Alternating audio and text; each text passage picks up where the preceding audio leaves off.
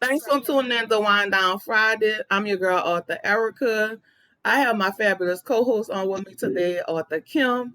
And today is a little bit different, ladies. We are going to talk about something that we all don't like to talk about, and that's having insurance. So I have some friends on with us today that's going to tell us the ins and the outs and the importance on why we need insurance and why we need to talk about it because it's very important that we talk about this subject. So I have the ladies from insurance on with us today. So y'all introduce yourselves and thanks again for taking time out y'all busy day to do this with us and to bring awareness to why we need to have insurance.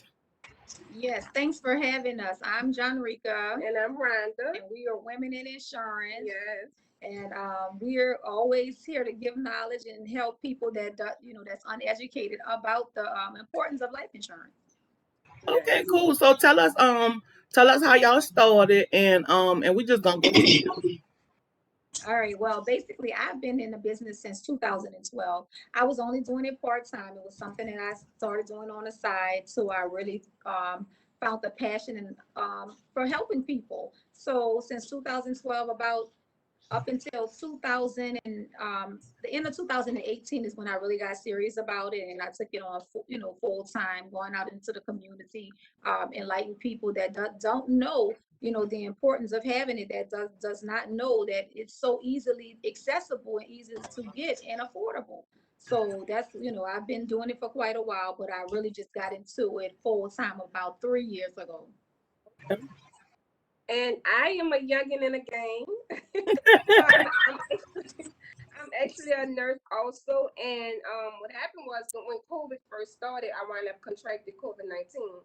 So I got it. Then my husband wound up getting it. And then I was out of work for 14 days, for the quarantine. So when I got my check, I was like, oh, what's going on, And I was told that we didn't get paid, from being out. From the virus. So I was like, no, like I had it, my husband had it, we could have lost our life. We could have, our children could have been parentless. And then for what? I'm on these people's job. I'm building these jobs. I'm working, through everything. And then yet if I'm out, because of this virus, I don't even get compensated for it. So I really didn't understand that. So I started saying, well, what can I do, to help myself and benefit myself? So I was introduced to life insurance. I never was a fan of selling life insurance or anything. But when I got into it and just getting the knowledge base of it and then understanding how important it really is, and then I had a client to lose her son and to give her that check, which it didn't bring back her child, but still, okay, she could pay off her mortgage. She could pay off debt, because I believe that you shouldn't have to grieve and struggle at the same time. Because I lost my son 6 years ago, so I know that. Look, energy still want their money. Sewage and water boys still want their money. The landlord still want his money. Yeah. Nobody cares that you're grieving. You know what I'm saying? So why not put something in place that if something happens, because it's gonna happen. We don't want to talk about it, but it's gonna happen.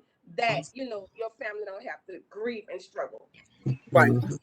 So we're gonna start by why is it important that we have insurance? Okay. Well, it's important to have insurance, because if you are the primary breadwinner of your family and something was to happen to you, then your family depends on that, right? So when you're gone, the bread gone, and then okay, mama gotta go get a job, or sometimes two, because she gotta replace that income. She's taking time away from her children. Nobody is healing, because we're not talking about it. We just moving. So it's important that we have in life insurance, because first of all, it is cheap, and second of all, if something was to happen, that your family won't be struggling, because of that income that they lost. Yeah, and a lot of times people don't know that insurance is not, insurance is for everybody. Some companies may not cover people based on their health issues, previously been incarceration, but there is companies that will cover you. Yeah. So most of the time people don't do their research. They just stop at one company. Well, this company told me no, so I can't get no coverage. That's not the truth. You know, I tell people all the time, do your own research. You know, don't go by what somebody just told you. You know, they don't know that somebody with HIV can get a policy. Yeah. They can get coverage. You know, somebody with dementia, somebody that's incarcerated, that family member can get coverage. So we just encourage people, you know, stop thinking, you know, when you see stuff that this is it. You know, do your own research, Google things, and find out information for yourself. Just read. Reading is fundamental. Just read. Right. You know, and you could get a lot of knowledge out of that. Mm-hmm. Right. Do you think that really affects like the Black community? Yes. Listen, let me tell you something. Okay, the Black community, yes. You know, we have diabetes, we have high blood pressure, we have obesity, we have even men I'm seeing coming up with a lot of prostate issues. You know what I'm saying? I done had 3 guys at my job passed away with prostate cancer. Yeah. They've been younger and younger. I know somebody just died over the weekend. Yeah. He was 39. Yeah. You know? Yes. So guess what? We are the Black community, especially, yes, because guess what? Them people been doing it a long time ago. They've been leaving their family. They don't understand that. That's what creates generational wealth. Right. These people, they don't know that $1 million policy is accessible. Yes. You know, and they really think that, oh, I can't afford that. When, you know, I was supposed to post the other day, you got Hulu, you got Netflix, you got all these subscriptions. Some of them you don't even use. By the time you add that up, you well over 2-3 life insurance policies for paid. Yeah. You know? Right. And I believe in normalizing that. Look, we have to take this serious. You know, they're not taking this serious. Like, why you feel like it's all right for you to die with no life insurance? Why you feel it's all right to die and your family posting GoFundMe's and suppers and, you know, card games? Why you think that's all right? And I used to work in a funeral home, and we help out some of those families coming up with no insurance. And you got mamas that have insurance, but they still have to pick up another job. Right, exactly. But even from the funeral home perspective, you know, funeral home do their thing, but you still have to have money. It's not free. You know what I'm saying? You still have to have money to put that. So what's the benefits of having what's the benefit of having insurance? Okay, it can replace family income. You know, like she said, your husband died a day or tomorrow. He was the breadwinner. He brought in the most money. That insurance policy can replace that. It covers your final expenses. You know, when that day do come, your family has enough coverage, enough money to pay for your burial expenses. It can cover your children's college tuition, your mortgage. You know, even if you decide, hey, you know, I want to do a business and you know, something happens to your spouse, that money is there. You know, people don't think about it like that, but that income can replace a lot and help you with a lot, you know, while you're going through what you're going through. You don't, like she said, you don't have to grieve and struggle at the same time. Now I know, and this is a question that I wanted to put out too. I know we have the different types of insurance where some people give us the difference between term life and whole life, because at the funeral home, some funeral homes they offer term life, they don't offer whole life. So give us the difference between whole life and term life insurance. So term is just what it says it is. It's a term. Once that term is over with, that coverage is gone. You know, sometimes they'll offer it, but they'll offer it at that age and your health you are at that time. So 30 years from now, if I'm 69 years old, I would have to get insurance at that age and that health because my term has expired. And whole life is for the duration of your life, you know, and it builds cash value. You know, you could borrow up against it. I love both insurance. I love term when you're young, you have a family, you know, that could replace the income. But term is, like you say, term is going to end. But then I love whole life too, because it's for the duration of your life and the price is locked in. The price never change and you don't have to worry about that. Right. You know what I'm saying? So I love both of them. I love both of them and they both serve purpose.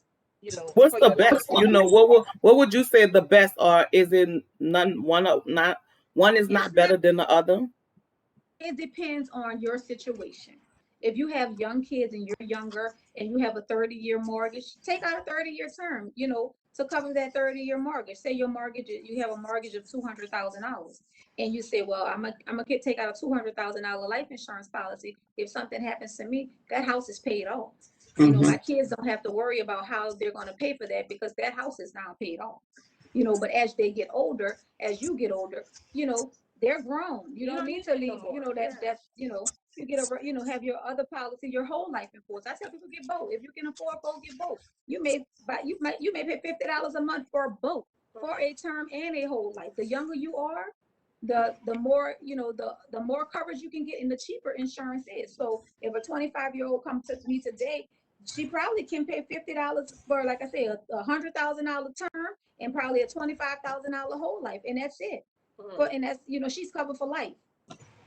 So I know I have heard stipulations as you was just saying about the $100,000 policy. I know some companies and some funeral homes tell you, like, to get $100,000 policy, you have to have a job or what have you. Is that true, or is that only for certain companies?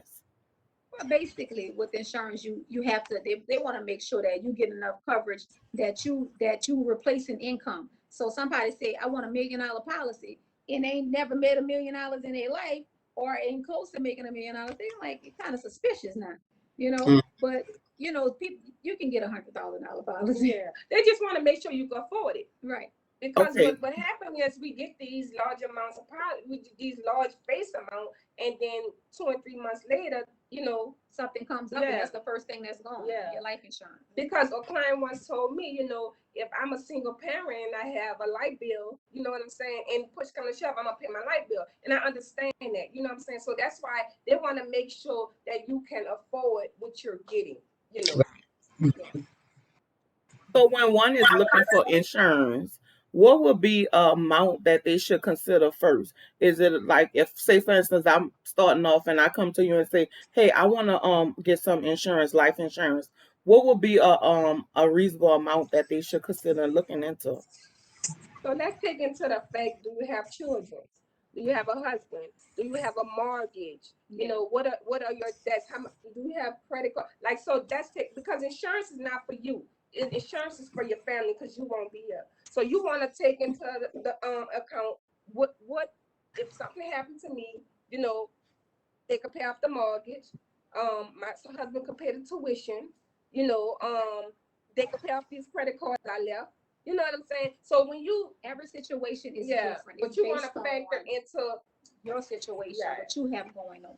And then some people don't qualify for certain products. So it depends on your age and your health. If somebody is not in good health, term, you won't qualify for a term anyway.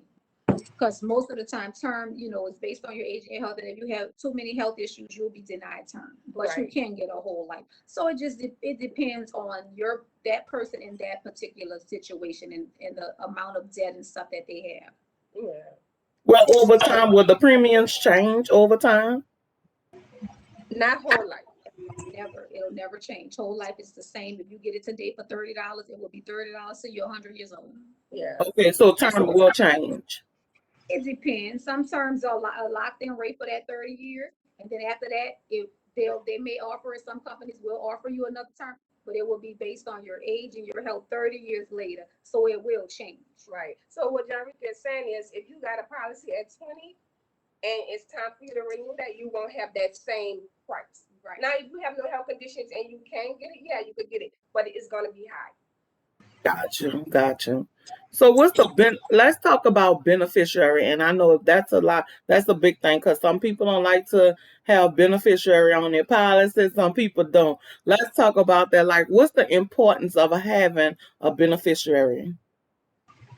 Well, a beneficiary is somebody you think is responsible enough to take care of your business if something was to happen to you. Mm-hmm. Some people put their parents down. And that's another thing. People don't review their policies. Some people put their parents down. Their parent died. They died. And the policy you paid on all this time, it goes to nobody because your mom passed away. You never updated your policy.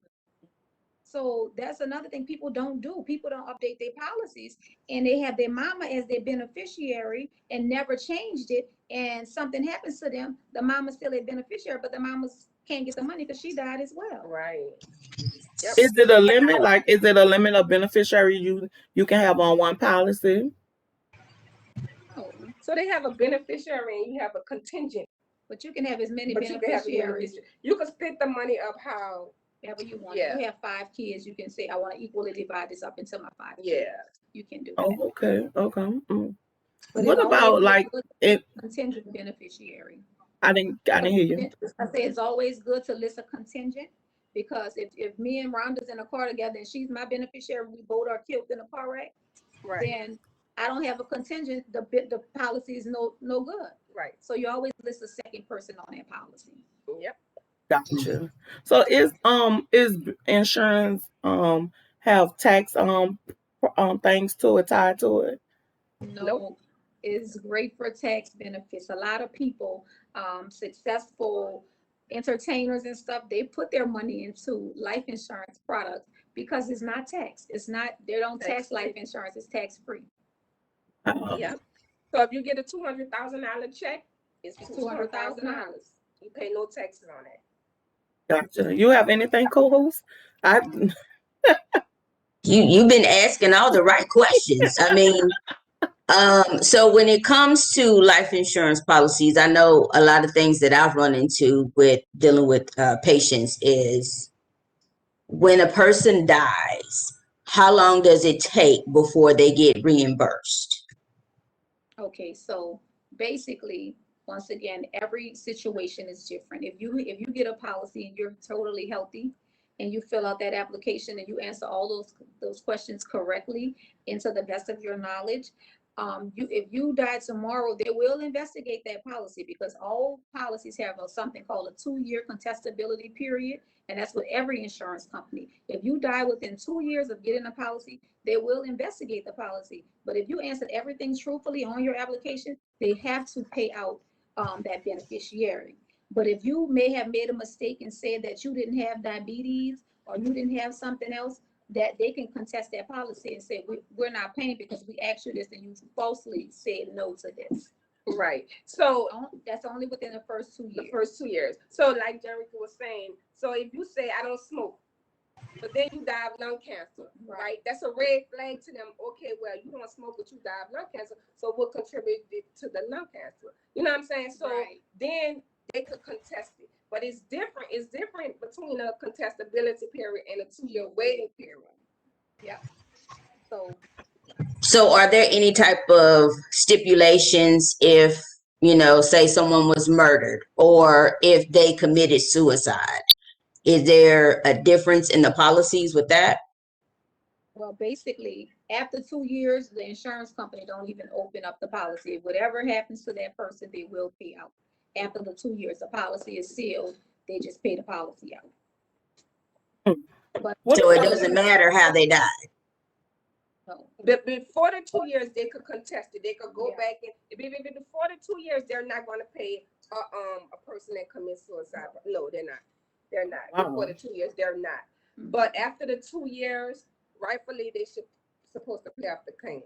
Now, if they have something they fine print that we don't read, that we don't take the time out and look, that's a different story. Every insurance company is different. So some may pay, and some may say, during the whole duration of this policy, if this person commits suicide, we won't cover them. Right. Then that's what it is. But we don't read our policy. We don't update the information. We don't go back and read the fine print to see what they're saying. So when something happens, we like, oh, because we just think, we getting life insurance, something happening, they're gonna get covered. No, you have to read. You have to know what you're getting. So is it any stipulations on paying off? Like, say for instance, I may get an insurance policy on my spouse today, and they die tomorrow. Is that a stipulation? Will they pay off then, or because that policy is fairly new, they'll hold back? Oh, they'll pay you, but they will investigate it. Any policy, no matter how healthy we are. Any policy within a 2-year contestability period will be reviewed. Yeah. Every policy. So, but if you make it past 2 years and 1 day, they won't even look at it. They're going to automatically pay out. Some companies pay within 24 hours. Because I know they did my mom that this insurance company my mama was dealing with. My mama bought the policy, but my uncle died maybe about 3 months after she purchased the policy. So they told my mama she had to wait. So that kind of pushed all of the funeral arrangements back because they told her that the policy wasn't 6 months old and they had to do the investigation and all of that. So it kind of pushed her process back of paying for the funeral and all. So that can't happen if it don't meet a standard. Right. Yeah, that's the truth. Because I know somebody right now. Something happened to her son, and she had got the policy 2 days late, 2 day like 2 weeks prior to that. And just recently, that was almost a year ago. They just sent the letter and said she was denied, but it was 2 days later, and it's almost a year later. So they investigate to the down to the fine print and everything else. So anything, like I said, if you answer anything wrong or fraudulently on the application, they will find out. Wow. I mean, so that's a lot, though. This is the kind of stuff that we want to bring forward because this is something that we all need to be aware of. We all need to have insurance, whether we like this now or later. Nah, I know. They talk about the white people. Yeah, white people do. They put their money in a bank account, and I told my mama I can't see us putting money in no bank account, and especially if hard times come because you will spend that money. So I think it's important that we all have insurance. Is there anything that you ladies want to add to it that people that don't know some stuff that they don't know and some stuff that they need to be aware of what getting insurance or having insurance? Well, the most thing is, like we said, we try to erase the negative stigma of getting life insurance. People don't want to talk about it, but it's almost a way of life. With the pandemic just happening, so many people losing their lives unexpectedly. It raised the conversation for a lot of people in a lot of households. So we're just here, like we said, we're just here to help people and educate people about the insurance business and how important insurance is. Right. And we're not here to shove anything down anybody's neck, tell you need to get this or get that. No, we're not doing it. We're letting you know you need to get something. But what I want to add is basically update your information. If you got married or you had children, update your information. Get your policy out the shoebox and let your beneficiary know this is what it is. This is what company I'm with. This the policy number. Because when that time come, like I had somebody call me, and the mom was like in transition, right? So they knew she had a policy, but they didn't know what insurance company. They didn't know anything, So she can't tell you nothing at that state. You understand what I'm saying? So, look, let your family know where the policy is, what company it's with. Let them know what you have, so you won't have to be scrambling around trying to see where the policy at, or if your mom had coverage. Right. And where you may have thought you mama had coverage, but in turn mama didn't have nothing. So that go a whole. What you were saying? Yeah. I said, yeah, I've seen that a lot of times too. They say, oh, well, we thought my mama had a policy, but the mama stopped paying the policy a year, 2 years ago. And people just don't ask those questions. Ask those questions. Hey, ma, your policy good? You need help paying it? Let me see it. Let me see the policy. Or do you still have insurance on me? Because some people think their mom have insurance on them and their mom don't have insurance. And that'd be the first thing we hear. Oh, I don't need no insurance. My mama got insurance on me. Yep. Are you sure about that? Like just like even with those quarter policies. Now, do they still recognize those quarter policies? And I know that's old, and I'm not that old, but I have heard of quarter policies, nickel policy, and all that. Are those policies still in existence or not? If they built some type of cash value, yeah, but no, nobody's writing that kind of stuff no more. Yeah, because United, I think it was United Insurance back in New Orleans here. Union National, yep.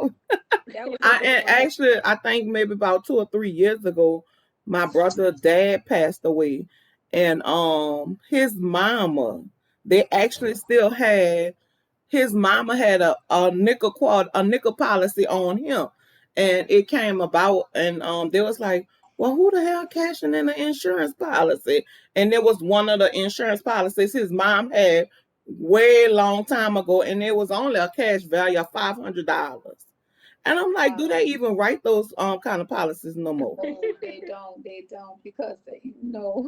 But at least it came up to be something, at Yeah, it $500. was. Because you know what was crazy is they was paying at already he had started this thing at the funeral home where he was already paying on his funeral, even his burial, he was paying on it. So it was like when my mama was able to help bury him, and it was like, well, we don't need this much, Miss Edna, because he was paying on it. I was like, what the hell he was paying on a funeral for? So it's like all those kind of things. That's just like even what pre-planning. I preach about pre-planning all the time. It's important to pre-plan because funerals go up every 6 months. People don't realize that, but they do. So if you pre-plan right now in 2021 and you die later, it's gonna be the same price, the same cost as now. I pre-planned our funeral back in 2010. I pre-planned my mama, and my brother. And even because my brother was in the army, I had to get his DD 14 papers because I have to know if he gonna be burying the army or in regular cemetery. So this is stuff that I feel like in the Black community we just don't talk about these things. It's something scary to talk about. And I'm trying to figure out what the scary part of it. Because the first thing that people say, oh, people are just so ignorant to the facts. They say, oh, was you trying to kill me? Why you putting insurance? What I need insurance for you? I ain't going nowhere right now. But just to have it. Insurance is just like car insurance. I don't want to have a wreck, but if I have one, I'm covered. Right. Home insurance. If a storm come, I'm covered. And even if insurance is like she said, it's not for you, it's for your family. Mm-hmm. So stop looking at that like that, because we all know one day we're gonna go. Nobody's gonna be on earth forever. So even if it's 2 years from now or 20 years from now, make sure you have coverage. You don't have to, like they say, stay prepared. Well, you don't have to get prepared. Like, it makes sitting in that chair easier for your family members, because sitting in that chair already a hard work as it is just to try to plan. And just to add on no insurance, that's like adding another burden to what's going on at the moment. Exactly. So you don't even really have time to consciously grieve because you're trying to figure out how I'm gonna pay for this. I need to go to get a loan, or I need to ask people to help me, and then that's almost kind of embarrassing, to do that. But yeah, we just want to educate everybody. Get a small policy, what you can afford. I had someone tell me their mom had passed like a year ago, and they got a loan, and they still to this day paying on. Wow. So that's crazy. So that's our thing. We just trying to take away the negative stigma. Not saying get this or get that, but we are letting you know you need to get something. Because insurance is not for you, it's for your children, and you probably didn't come from generational wealth, but you can leave them generational wealth. So that's all we here for. Right. And it's just all we hear is even to make our family members make this transition easy. It's already a hard transition. Don't put no extra stress on it, So before we close out, is there anything y'all want to share with everybody about it? What do y'all feel like is important or suggest before we close out? We suggest you contact us at Instagram at Womeninnsurance without the I. And also, I'm Jonrika Norwood on Instagram. And I'm Risky Ron. And we both on Instagram. We're both on Facebook as well. I'm Jonrika Norwood on Facebook. And I'm Rhonda Duplessis. And if you have any questions about anything, even reading over your policies, we will help you. Get us on the line. ASAP. Do y'all help others in different cities and states? Yes, we do. We're actually I'm licensed in Louisiana, Texas, and Georgia, and Rhonda's licensed a few more states. Yeah, Louisiana, Texas, Georgia, Mississippi, and Virginia. And we can write if you come in town. So say you have a family member that come in town from wherever, it could be out the country, and they're in Louisiana, we can write them and mail their policy to them. Okay. Yeah. So you have anything, fabulous co-host? Nope, they answered all my questions. That's what I did. I'm gonna send some people your way because I'm in Texas and I deal with domestic violence. So, I'm trying to get all these people that I deal with, some type of insurance policy because these people out here is crazy. What about domestic Yes. violence? Is anything y'all like? Is there anything special for domestic violence, women and men, that if they need insurance or they need to have coverage on? Look, we that's a whole nother conversation. But yeah, get some We can help insurance. them get insurance. Yeah. So we can help definitely them though. get insurance. Yep. So I want to But we thank can help get insurance on their spouse too, as well. Right. you. Need that They Right. might need it. because guess what? He If have he to wasn't, sign though. He have to sign the policy though. He have to sign. as my mama always said, if he wasn't good to me on earth, good to me, he'll be damn sure good to me gone. Okay. Mm. Yeah. Mm. Yeah. So But thank you so much, Erica, from inviting us. Like, this is a blessing. Thank you. no And we problem. can't give you a hug in person, but we're gonna give you a virtual hug. So I want to say thank you, ladies, just even taking time out, and especially I Right. know we have so much going on right now, and we just want to say thank you just from coming on and taking that time out because, especially in our Black community, we need to spread this awareness. It's like Yes. something that people scared to talk about. Like hell, I don't know. Fuck, we talk about everything else. Let's talk about this shit. Like Yes, that shit just please. crazy. Mhm. So Thank you for having us, and we appreciate it. Yes. no problem. So I want to tell everyone, thanks for tuning in to Wind Down Fridays where Give a Sister a Hug. I'm your girl, Author Erica, and I have my fabulous co-host, Author Kim, on with us. So happy Friday. Take care. Know that you guys are not alone. We're here with y'all. And guess what? We all going to get through this together. And y'all have a Yep. good one.